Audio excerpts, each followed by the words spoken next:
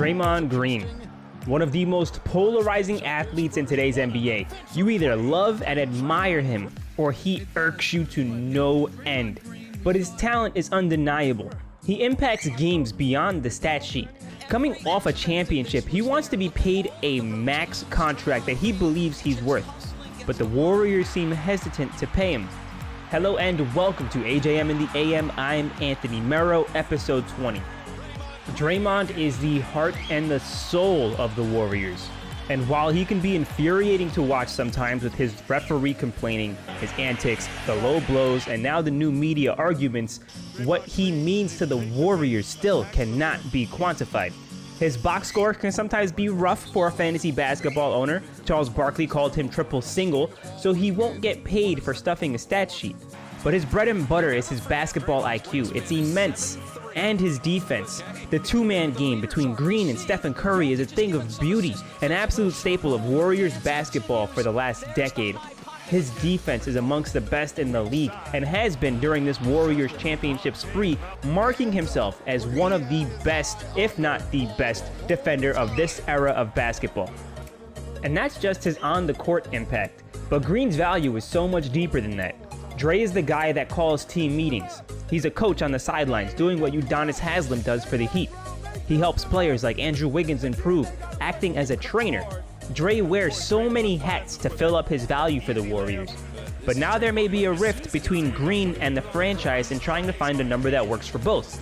Joe Lacob has dished out the highest payroll and luxury tax in the NBA for a few years now, and has spoke on that this offseason. Dre has expressed an interest in a max contract worth upwards of $164 million over 5 years. Now, while that doesn't sound like a lot in terms of NBA money, you got to account for Steph's recent supermax, potentially shelling out for Klay Thompson at the end of the 2024 season, Wiggins, who's off the books after this season, and Poole, who becomes a restricted free agent this season as well. Now that $30 million would have less value tacked onto Dre, a 32-year-old that will be pushing 38 at the end of his expected contract. Before I go on, if you like the content, please hit that subscribe button to join the Ant Colony and like the video. It really helps our channel a ton.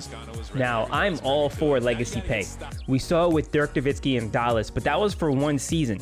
A thank you for all the hard work he did for that organization.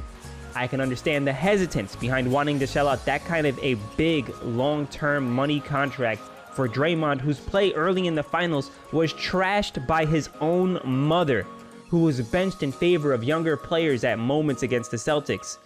But he did up his play, and those intangibles that he brings every single night, those team meetings, the extra practices, the team gatherings and family building, all of those things that I mentioned that James Harden doesn't do, Draymond does in droves, and those things are priceless. But we may be witnessing the end of the Warriors' Big Three if Dre opts out of his final year after this season to seek and hopefully get that max contract he wants. Tell me what you think. Would you max out Draymond if you were the Warriors? Will this affect their upcoming season if the two can't come to extension terms? If Dre doesn't get the deal he wants from Golden State, where will he end up? Let me know in the comments below. But thank you, as always, for watching. I appreciate it every time, and I'll see you on Monday.